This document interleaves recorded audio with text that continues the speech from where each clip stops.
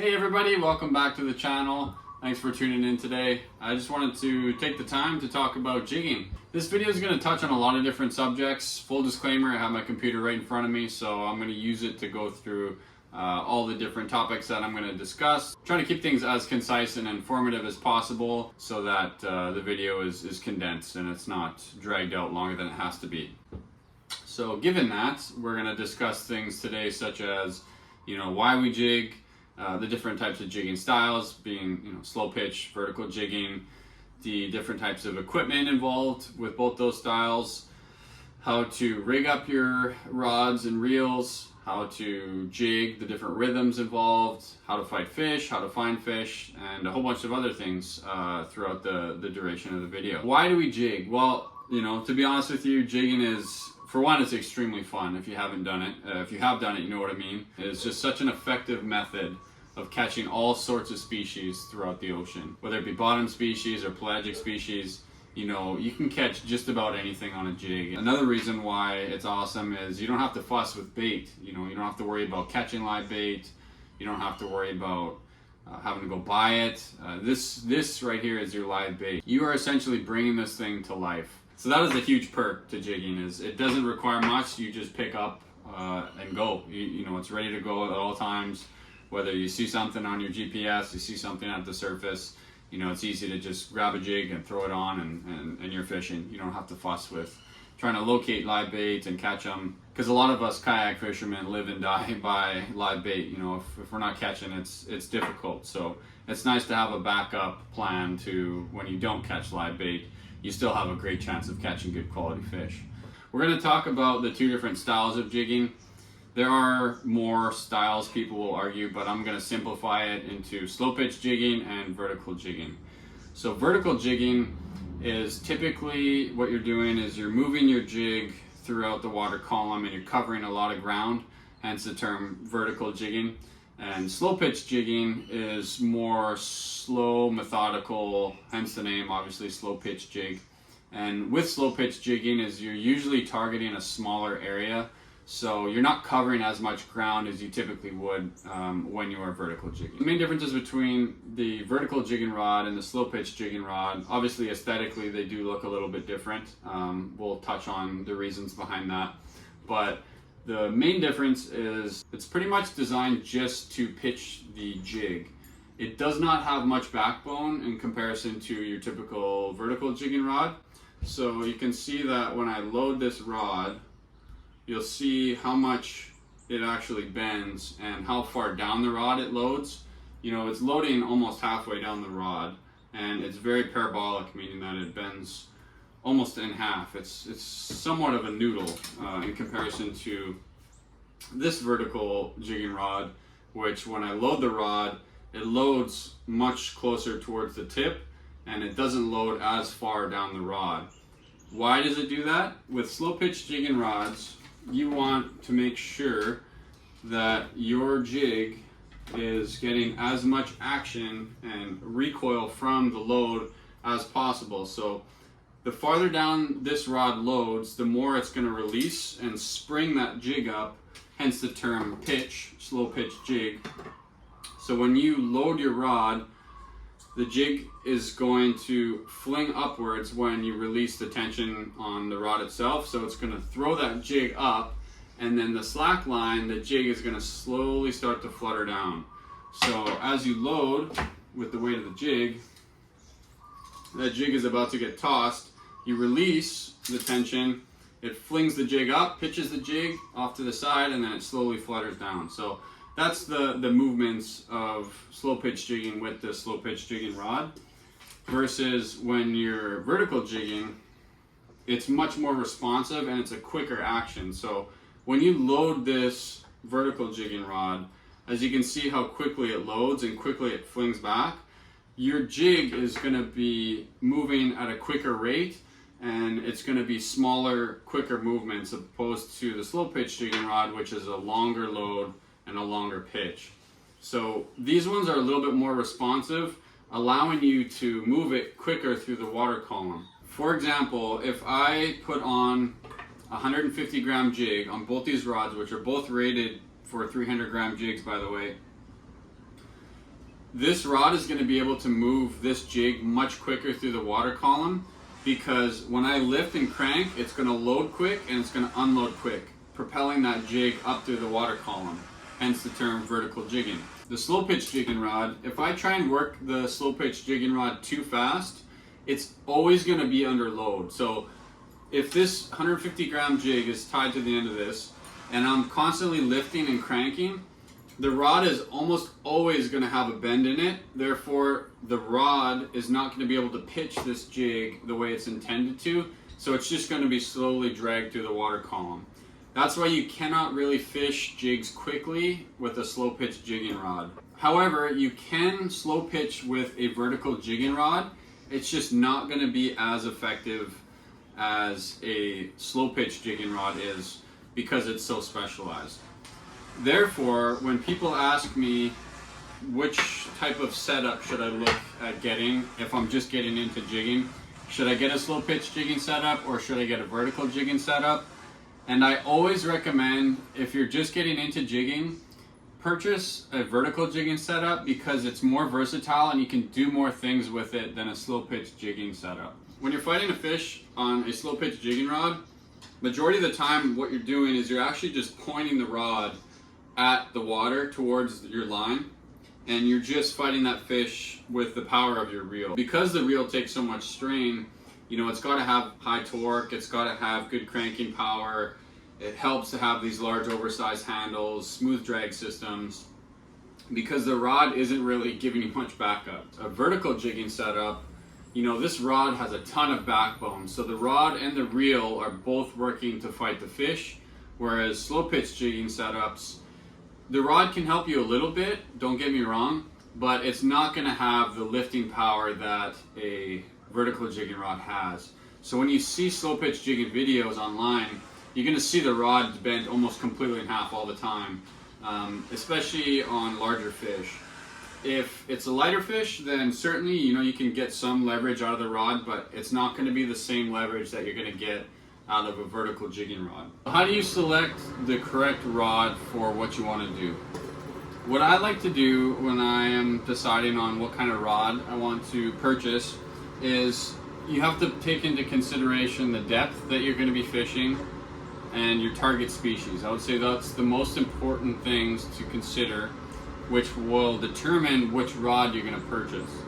For example, if I'm targeting smaller fish such as, you know, goldfish species, you know, monocollies and small papio, I'm probably going to be fishing in 100 feet or less. In 100 feet or less, you can use a relatively small jig. You know, on calm conditions, you could get away with using a 20 gram jig and just wait till it hits the bottom. If it's rough conditions, you know, you may have to up the grams a little bit on your jig to a larger size jig. But the depth that you're fishing will determine the size of the jig, therefore determining the weight class of your rod. So when I'm fishing shallow, where is that rod? So when I'm fishing really shallow, this is my setup.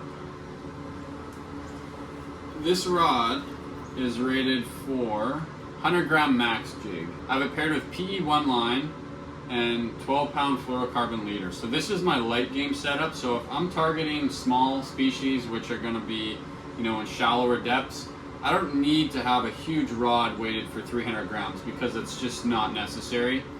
A 300 gram jig is huge. If I'm targeting, you know, smaller species, they're not going to bite something that large. I mean, the odd one may, but you want to try and cater your setup to the fish you're targeting. You can almost think of it as golf club. There's a different golf club for different applications depending on, you know, are you on the green, are you putting, are you on the fairway, are you in the rough, you know, are you in the sand, you need to use a wedge, etc. There's different rods for different applications and different fish. However, there are ones that are more versatile than others. You know, a good all-around range I usually suggest is something in around like the 150-ish range, so that you can use a jig that's 150, 200-ish grams, but you can also use something that's, you know, 80 to 100-ish grams on it. That way you're getting the most bang for your buck, because you know, not everybody is going to be crazy about jigging and have, you know, 6-7 different jigging setups. That's just not reasonable, unless you're a psycho like me, and that's what you do for your life. But the jigging rod and reel are going to kind of pair together for the fish that you're targeting. So like I was saying, if I'm going for smaller game, my rod is going to be rated for a smaller jig because I'm going to be in shallower water. If I'm going for, you know, big donkeys deep down in, you know, 400-500 feet, this is the class outfit I'm going to be using. The rod is rated for, I think it's 300 gram jigs. Yeah, 300 gram jigs. So it can rip these big jigs easily. And the jig weighing 300 grams is going to allow me to fish those deep waters with no problem. You know, it's not realistic to drop a 60 gram jig in 500 feet of water. It may never hit the bottom. So you kind of have to figure out what you want to target and then purchase your rod based on the grams that you think you're going to be using primarily. You can fluctuate a little bit, like over and under the rod, but it's not going to perform optimally. The rating on the rod is designed to give the user an idea of how it loads optimally. This rod loads optimally at 300 grams. If you exceed it, obviously we exceed, you know, 300 grams when I'm fighting a fish, so it's just going to load a little bit more. It's going to take a little bit longer for the load to release and for that jig to be pitched. If you go a little bit too under, then the rod's just going to be very stiff, and it's going to be like using a wooden dowel. There's not going to be much flex in it. That's how I determine which rod I'm going to purchase, is based on the fish that I'm going to be targeting and the weight class of the jig. Jig selection, the most important thing is just the weight of it, pairing the weight correctly with the weight of the rod.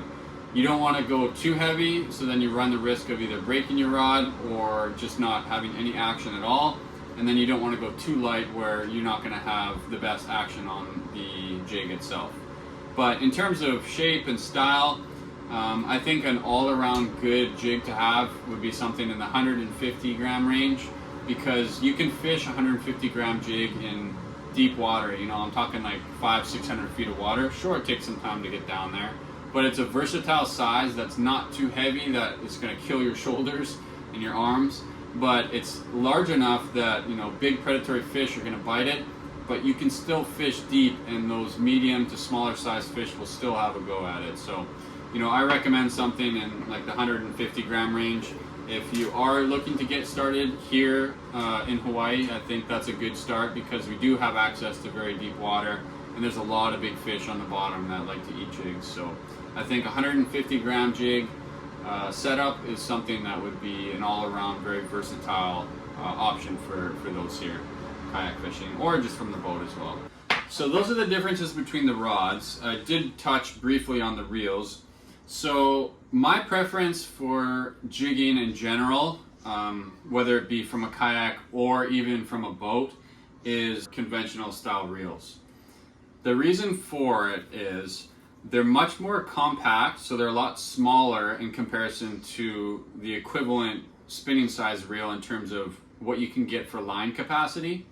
So having it much smaller means it's lighter. It means I can jig for a longer duration without getting fatigued. I like the oversized handles. It gives you a lot of good cranking power. I like the size of these, as I mentioned, how compact they are. I can fully wrap my hand around this, so I can get lots of control. I like the way that they're situated versus a spinner. So I'm gonna grab a spinning rod here, and we're gonna do a little bit of a comparison. So for kayak fishing in particular, I much prefer a conventional or overhead style reel versus a spinner for a few reasons, and one of them being the way that the reel is situated on the rod. So with these spinning reels, they're exceptional reels, don't get me wrong, I have nothing wrong with spinners, it's just this is what I prefer. If you prefer to use spinning reels, then that's great, you know. If you find something that's been working for you, keep doing it. This is just what I prefer for these reasons. The way that the reel is situated below the rod gives you a little bit less clearance when you're sitting in your kayak. Because we're sitting, we only have so much space between, you know, our upper body and either the kayak or the water. So when I'm jigging, I don't have as much space to move my rod, and I don't have the freedom that I do with the conventional style to rest the rod when I'm fighting a fish on either, you know, my leg or the side of the kayak, which, you know, has come in handy many times when you're fighting larger fish. Because with these spinners, you have to hold them up a little bit higher. You always have to be conscious not to bang this against your kayak, your leg, or whatever you have in your space here. And because in kayaks, you know, 99% of the time you're sitting down, aside from those ones that you can stand in, you know, your legs aren't really a factor in leverage, so you don't have as much power and force. So trying to maximize everything that you can to get that advantage while jigging, I find to be super important. And you know, a prime example of that is the space that you have. So with these spinners, I have to hold it up a little bit higher in order to prevent it from hitting the side of my kayak or my leg. So when I'm actually working the rod itself, I have to be conscious of how far I'm dropping it and moving it. I don't have the freedom to move it as much as I do when I have a conventional or overhead style reel. For example, as you just seen there, versus this reel right here, you can see how much more, you know, I can move it up and down. I have the freedom to bring it all the way down to the deck of my kayak and no problems. You know, the rod may hit the gunnel of the kayak, but you know, the reel isn't going to be impeding any of the action. So you get more movement and range of motion with these overhead style reels. Another thing as well that I really like about them is I can fully grasp the reel itself. So I feel like I have more control of the rod, especially when holding it with one hand, because you know, you see this with one hand, you can see how much range of motion I have. It just seems to fit a little bit better in my hands for me. That's my personal preference versus, you know, the spinning reel, because the weight's on the bottom, it always wants to go back to this neutral position. So I find I don't have as much control and range of motion and freedom with these spinners. So that's one of the reasons why I prefer to fish with conventional or overhead style reels when I'm jigging. Okay, so these conventional reels that I'm using here, so these are the OSHA jiggers. Exceptional reel, tons of line capacity. You can see how narrow the spool is. They do make, you know, jigging specific conventional reels, which this is. And the most telltale sign of that is going to be the narrow spool. You know, they make tons of different conventional or overhead style reels. The benefits of a jigging specific conventional like this is the narrow width of the spool, which means you don't have to thumb your line when you're retrieving it. It's going to lay naturally pretty level for the most part. And one tip that you can use when you are jigging, if you're just retrieving your line, is all you have to do, if one side of your spool is getting a little bit too much line, I can just tilt my reel a little bit, and then the line's going to start laying flatter on the spool itself. So that's another benefit of these conventional styles. I like the star drag. You know, it's easy to operate. I haven't had any issues with it. The oversized handle has come in handy. Fighting fish, as well as creating action on the jig itself. I really do love these reels. You know, they fit really nicely in my hand, so I can have a lot of control. I have the freedom to work with one hand if I need to, especially with slow pitch jigging. You know, the rod butt goes underneath your forearm, so it's just excellent. I really do like these conventional style reels. They come in a variety of different sizes. You know, this is a smaller version, and I would say pound for pound they are much smaller and lighter than their counterparts, the spinning reels. So that's another reason why I really do like the conventionals, is they just allow me to fish more comfortably than opposed to a spinner. But that's just my preference. You know, I'm not telling you to go and change your whole setup and get conventional reels. That's not what I'm saying at all. It's just, this is what's been working for me, and I'm just sharing that with all of you. So if you're a spinner, hey, let me know in the comments, because you know, you guys are beasts fishing with spinners from a kayak. I've done it a few times, and you know, just the amount of strain on my arm, I give you guys props for sure. So those are the reels. Now we're going to touch on line. So there's two different types of line options for jig fishing. Do not use monofilament or fluorocarbon line for your entire reel. Use it as a top shot for your leader material, but do not use it primarily as your main line. The reasons are, when you're jigging, you don't want any stretch in your line, because you want to make sure that if you lift your rod up 5 feet, this jig is moving 5 feet. It's extremely important to have that direct connection and really feel what's going on with this jig. You want every little move that you make at the surface to pair with this jig that's, 200, 300, 400 feet down. You want to make sure that if I'm lifting my rod up 3 feet, this jig is also moving 3 feet. So having that connection with minimal stretch is imperative to putting good action on these jigs. Okay, so there are 2 different types of line options, in my opinion. There's braided line. These are both technically braided line. There's your standard braid, which you're gonna see primarily in all the tackle shops in North America.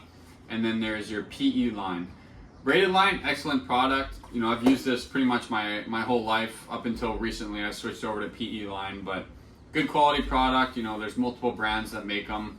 Nothing wrong with it at all. High strength for diameter in comparison to monofilament. No stretch, which is very important. And then there's PE line. So PE line is a polyethylene line. It is very similar to braid. It is a braided or woven strand. This is an 8 count, so you can tell on certain brands it'll say 4, 8, 12, etc. That's just how many individual strands are woven into the line itself.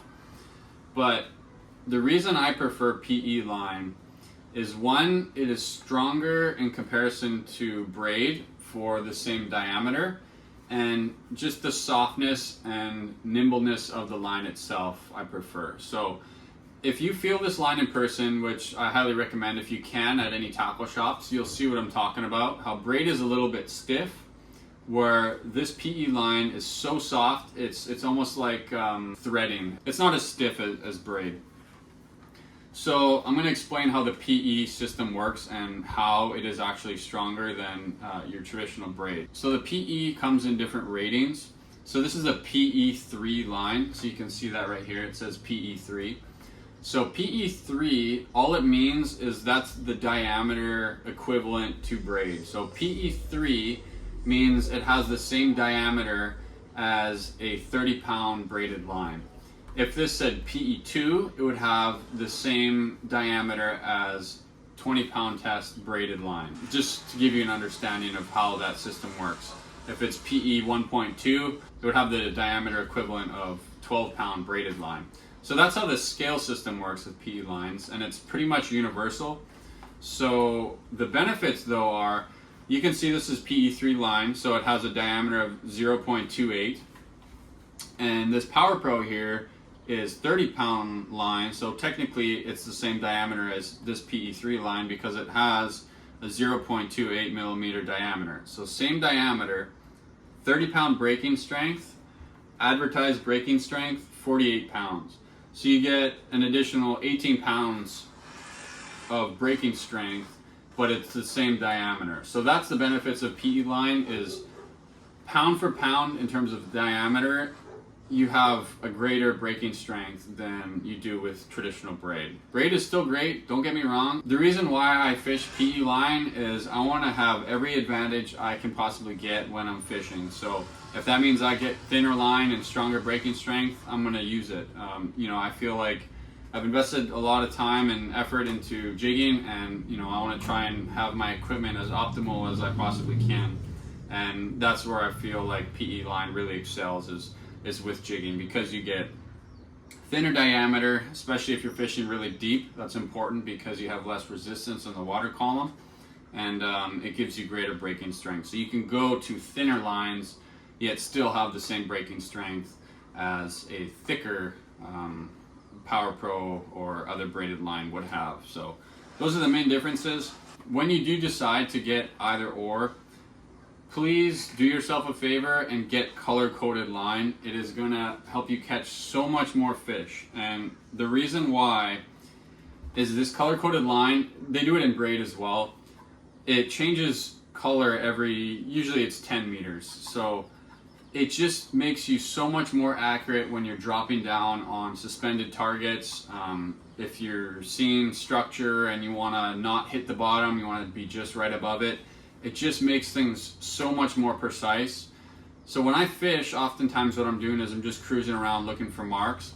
And if I see a decent mark at say 150 feet, I want to drop it right on the nose. So that's where this stuff comes in handy. I know that when I'm counting out my colors, I can get that jig right on 150 feet, and it just put it within, you know, a couple inches of the fish's nose almost. And having that precision, I feel like has really helped me catch fish when otherwise, if I didn't have the color-coded line, I'm either guessing or I'm dropping all the way to the bottom and then reeling up in hopes that the fish is still around. And you know, with kayak fishing, sometimes we're so limited to how quick we can pick up and move.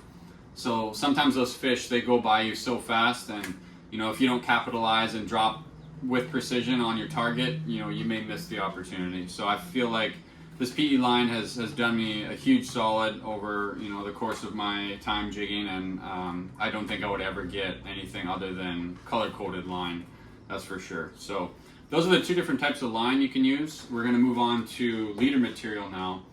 Leader material, I don't think it matters as much as braided line versus monofilament line for your reel, the main source of your reel. But I prefer to use fluorocarbon. It's just what I've been using for the last, you know, however many years. I don't have any issues with it. It's got a little bit less stretch than monofilament, so there is a little bit of shock absorption, which is good. You do want a little bit of give in something so that nothing breaks. But I just like fluorocarbon. I like the way it works. I found a good brand that I enjoy using. Haven't had any issues with it. You know, monofilament is great also. I don't think one is really that much better than the other, so just use whatever you feel comfortable with. Obviously monofilament is much cheaper, so that's a huge perk as well. I have used both, but I've just ended up using fluorocarbon in the end. So fluorocarbon, monofilament, doesn't really matter for your leader material. And I typically use about 20 to 25-ish feet of leader material, just because it's going to get chafed up when you hit the bottom, you know, when you catch a fish, all that stuff. So just make sure that you're checking it periodically. Always check it after you land a fish, or if you lose a fish, and retie. Don't be lazy. I've lost fish from being lazy and not retying when I should have, and you know, it just takes a minute to retie. So just do yourself a favor and go ahead and do it, because you're going to kick yourself if you don't and you lose a good fish. So always try and get every edge you possibly can. So making sure you know, you're checking your line regularly is very important. The next thing that we can talk about is our connections and how I rig up my jigs. The way I tie up my jigs, okay, so I have my jig. My jig is attached to a split ring, which is like the central hub housing essentially for my setup here. Attached to that split ring is my assist hook. So you got the assist hook, the cord, and then the solid ring, which is also attached to the split ring. And then also attached to it is my barrel swivel and my main line. So we got the main line, barrel swivel, split ring, assist hook, which is also on there, and then the jig itself.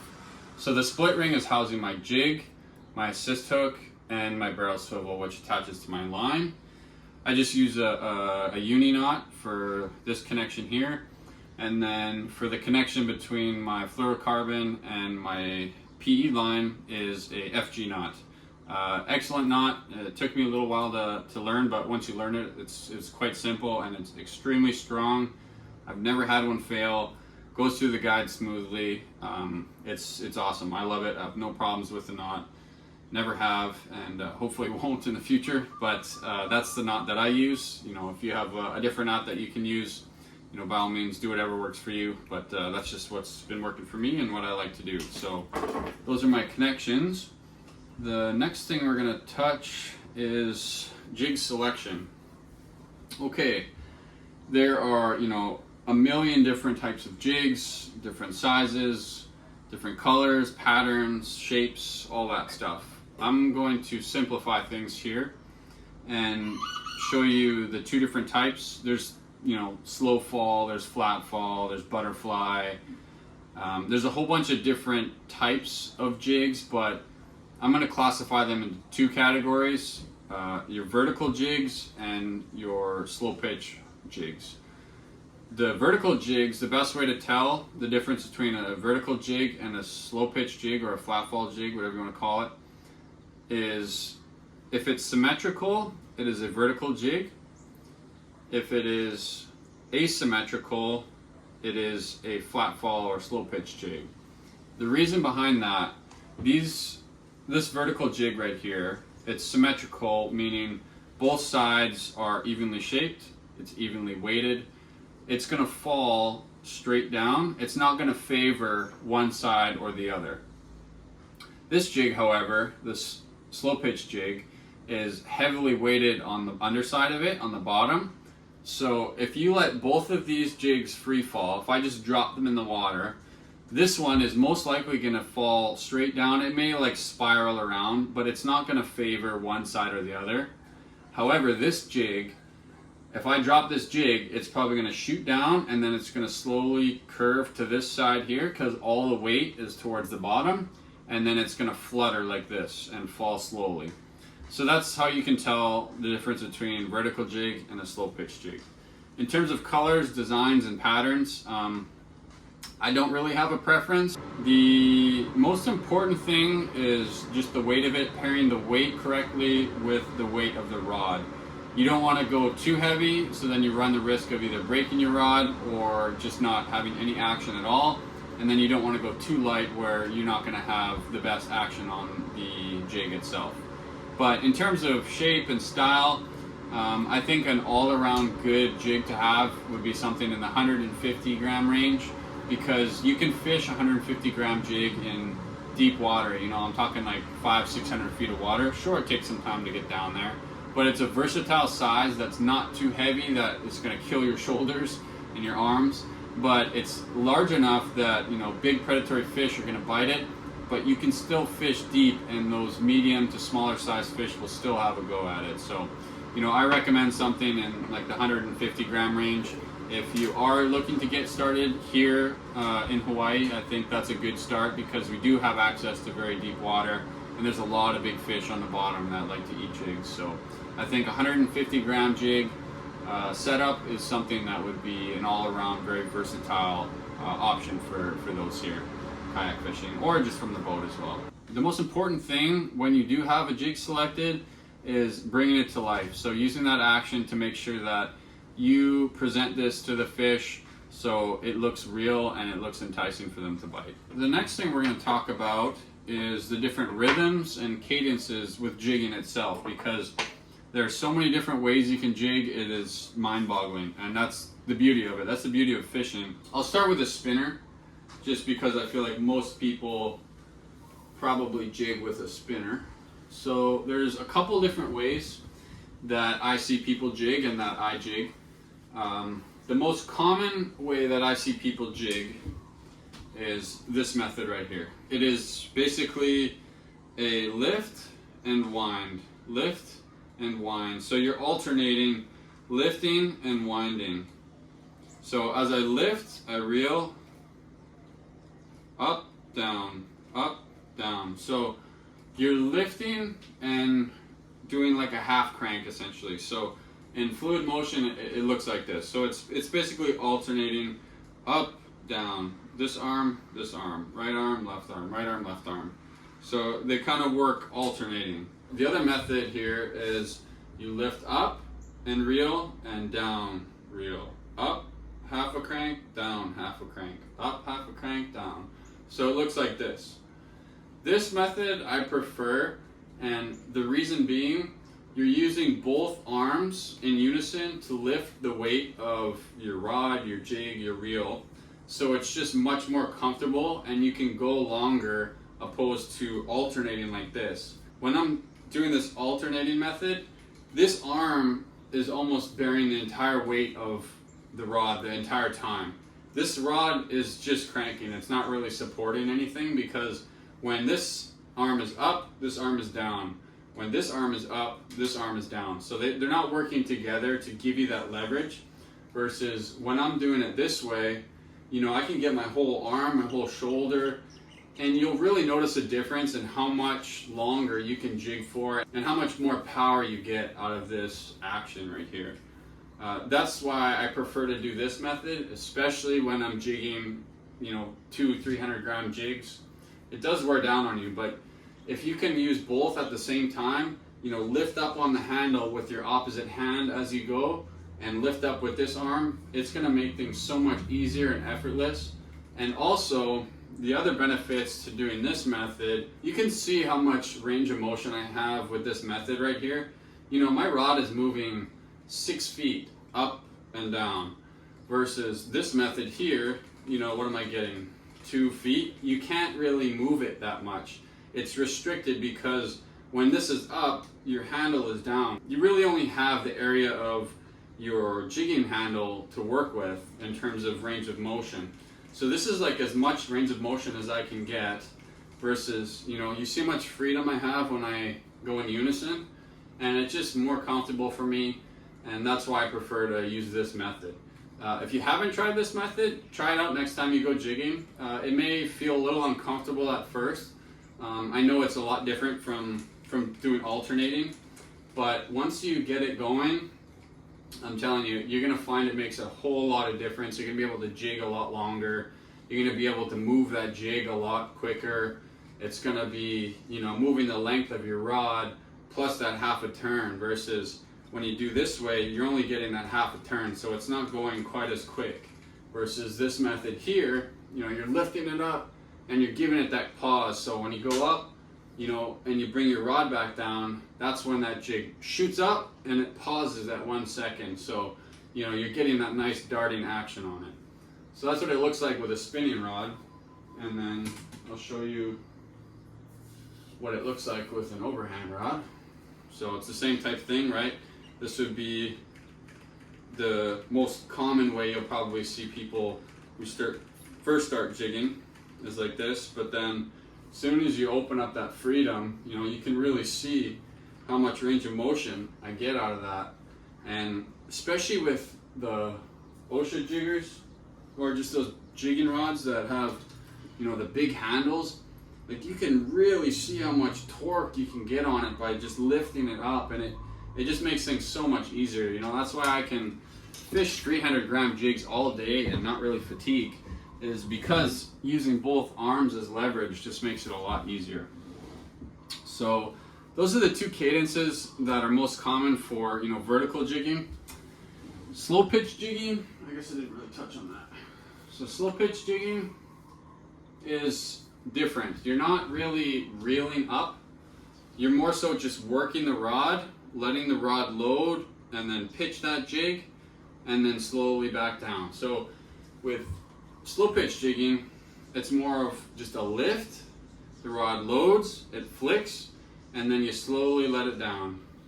You want to make sure that there's a little bit of slack line so that the jig is fluttering down, but you don't want too much slack line so that it wraps around the tip of your rod, because then that's going to be a nightmare. It takes a little bit to figure out the proper speed to lower the rod, but essentially it's like a lift and then you let it back down. A lift and then you slowly let it back down. You're not really reeling. You certainly can, you know, like half cranks, but it's not like a quick speed, because like we talked about earlier, if you try and rip a vertical jig with a slow pitch rod, you know, it's just going to constantly be under load and it's not going to get the action that you're looking for. So you got to be slow and methodical, you know, like half turns, pitch it, let it fall, pitch it, let it fall. How to fight the fish. Okay, so we talked about the rods, the reels, the lines, the connections, the jigs. So what happens when you catch a fish? Okay, so now we're going to talk about how to fight the fish once you hook up to one. Because it's going to happen, let me tell you. You drop a jig down in the good grounds, you're going to hook up. So the way I like to fight fish, this is just how I do it. I'm not saying it's the correct way or the right way or the wrong way or what have you, but this is just how I like to fight the fish, and I feel like I've had success doing it. So I'm going to share it with you. So when I'm jigging, right, I'm working my jig, and I feel the fish bite on there. He's grabbed my jig. I don't stop. what I do is I keep jigging. I'll get, 1, 2, 3, 4 good hook sets in. You want to set the hook really hard because the way that jigs are designed, when that hook gets driven into that fish's mouth, you have the whole weight of this jig that is acting against that hook that can potentially pry it out of that fish's mouth. So having a good hook set on a jig is imperative to landing it. So, you get your good hook sets in, and what I like to do is try and gain back as much line as I can right off the bat before the fish knows he's hooked, because if it's a large fish and you're fishing a bottom species, they're going to dive straight back down for the reef and try and break you off. So trying to gain back as much line as you possibly can right off the bat is so important to landing those bigger fish, because with some of this small tackle, there's a lot of fish that you just very, very, very tough to land them, and trying to get every little bit of advantage that you can is super important. So when I hook into a fish, 1, 2, 3 hook sets, and I'm trying to bring them up as quick as I can just to boost them up off the bottom, and then you'll know once he knows he's hooked is he's going to dive straight back down to the bottom, and that's when the chess match begins. So you have to figure out how much drag and how much force you can use to try and stop him from going back down. And that comes with just experience with your gear. I think it's very important to know the limits of your gear in terms of your line, what your drag capabilities are, the lifting power of your rod, etc. That stuff just comes with time, but it's super important to know so that when you're fighting these big fish, I can lock down my drag and know that I'm going to be able to hoist them up, or I can know the limits where I can't go too far, otherwise I run the risk of it breaking off. So that's just something that's going to be different with everybody's equipment, personal preference. Some guys, will lock down and just try and boost them up as quick as they can. So what I like to do is make sure on strike that my drag is set fairly tight, so that when I'm pulling my line out, it is a little bit tough to pull, but you don't want it too tight that if you're jigging and a fish jumps on and it's just going to break off immediately. That may happen if you try and have your drag set a little bit too tight. So you want it tight enough where you can get a good hook set, but not too loose or too tight, that happy medium. So when the fish is on, I'm fighting the fish. Once I get him off the bottom, that's when I like to back off my drag a little bit, because he's cleared from the bottom. He's not going to be able to go back down. There's no risk of him cutting you off on the reef. So I like to back off a little bit just to give him that freedom if he so chooses to run again. Also, sometimes it's not uncommon to have other fish try and steal the jig out of the fish's mouth. So, if something else happens and you get a whole bunch of extra weight on there and your drag's too tight, you did all that work and then you lose a fish because your drag was a bit too tight when it didn't need to be. So I usually back off a little bit as I have them coming up, just in case they do that one last run. And then obviously when I get them next to the kayak, sometimes they freak out. Having my drag system a little bit loose allows them to take off and not have too much tension on anything. And then when they do come up to the kayak, I usually just grab them right by this jig, because this is secured in here. It's a nice gripping point to hoist the fish back into the kayak. With slow pitch jigging, it is pretty much similar. You're pitching your rod, fish bites, same thing. Set the hook really good, because these rods are so flimsy. You really have to drive that hook into them. Get the good hook set, boost them as much as you can to get them up off the bottom, and then you'll be able to tell how much of the rod is actually going to assist you in the fight. If it's a smaller fish, you'll be able to use some of the rod, a little bit of the backbone that it has to assist you.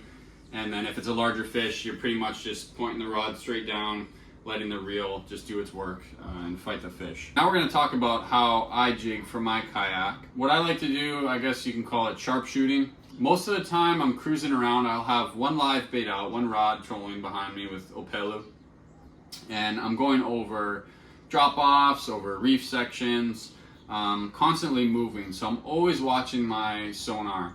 I'm looking for basically fish marks to appear. I don't often jig blindly, meaning that I don't normally jig just an area for the sake of jigging an area if it looks good. I'm almost always looking specifically for fish marks before I drop a jig. Very rarely do I just drop a jig on nothing that I see. The only time I do that is if I am specifically jigging knowing that there have been good fish in that area in the past, or if I think that, you know, it's a good area that I may have the chance of hooking into something. But I don't normally do that unless I have no live bait out. The reason for that is when my live Opelu is swimming around, as soon as I stop my kayak, the chances of him swimming down and getting intertwined with my jig are pretty high, and I've had it happen in the past. And anybody who kayak fish knows that if you get a freaking tangle out there, it is a nightmare to deal with. Everything is just magnified times 10 when you're on a kayak if something goes wrong. So I've learned my lesson one too many times that I can't play around with that kind of stuff. But I love jigging so much, so I only run one live Opelu out. I used to run two and try and jig, and no, never doing that again. So I run my one live Opelu out, and I'm cruising around looking for good areas. If I see a mark, I have the reverse pedal drive system, so I stop immediately. I'll usually put it in reverse just to stop my momentum, and I'll drop my jig, because you want to be vertical when you're jigging. That's one of the most important things to note about jigging, is you want to be completely vertical so that when you're lifting up on your rod, your jig is going straight up and fluttering down, versus if you're at an angle, then you may pull that rod, you know, 5-6 feet, but it may only be going 2 or 3 feet off the bottom, and it may not have that chance to flutter down and fall and work as effective as if you were completely vertical. So when I'm sharpshooting like that, I'll see a mark, you know, I'll stop, I'll put it in reverse, I'll get straight, stop moving, I'll drop down, I'll use my color-coded line, which comes in handy, and I'll drop on that mark. So if it's suspended, you know, I'll drop it to around that target zone. I may go a little bit below, you know, not much, maybe like 10 meters max below, and then, you know, rip it back up. If it's on the bottom, I just drop it all the way to the bottom, and then, you know, I'll do a couple slow pitches. Sometimes I'll change the cadence. Sometimes what I'll do is I'll drop all the way down to the bottom. This is what I do most of the time, actually, is I'll drop right to the bottom if I see a good bottom mark, and immediately I'll just rip it up as quick as I can, maybe 50, 75 feet. If no strikes, I stop, drop it back down, and then I'll do a little bit of a slower cadence. You know, maybe I'll do one pitch and then reel, pitch, reel, etc. So changing it up, I think, definitely helps, because sometimes, you know, the predatory fish, they want to chase that evading fish, and then sometimes they're bottom fish that, you know, they're not going to come 50, 75 feet off the bottom to hit that bait. So changing it up definitely helps increase your odds of hooking up to whatever that is. But that's typically how I operate. So I'm cruising around over ledges and reefs and pinnacles, etc., constantly looking at my finder. I see a mark, I stop, I'll drop down, I'll give it a couple opportunities, you know, maybe 2 or 3. If I don't get anything, I just pick up and just keep moving on, because I can't really linger in an area when I have my live bait out behind me. Then I run the risk of getting things tangled up. But usually, if the fish is interested, he's gonna bite on the first or second drop. So I know if I don't get him within the first couple, it's not really worth sticking around. So I just pick up and keep moving on. But I think that about covers everything on how I jig from a kayak. I hope that you found something useful. Please let me know in the comments if this is a video that you're interested in. You know, I tried to do my best to cover things, but also keep it concise, because I could literally talk about jigging for hours on end, which, you know, I should mention that if you do have any further questions or something that I didn't clarify, please let me know in the comment section, and I'll do my best to answer your question. If anybody has any information that they'd like to share in the comment section in terms of, you know, setups that they use, things they found successful, etc., you know, by all means, please use the comment section as an open discussion. You know, I think sharing knowledge is awesome in the fishing community, and you know, I'll do my best to be as open and honest as I can with you about everything. So that about does it for today's video. I really appreciate all of you tuning in. This was fun. I enjoyed doing it, to be honest. And you know, if any of you are interested in this kind of stuff in the future, informational videos or how-tos, please let me know. Feedback is excellent. If you like it, if you don't like it, then, you know, I'll cater to what the masses say. And that's it for today. So thank you very much for tuning in. You know, I'll try and get back out on the water soon and get some more footage for you. So thank you very much. I really appreciate your time. Appreciate you tuning in. Don't forget to like and subscribe, and I'll catch you in the next one. Don't forget to check out my website. I'll leave the link in the description below. I got plenty of jigs available, different sizes, different colors, everything you need. Check it out.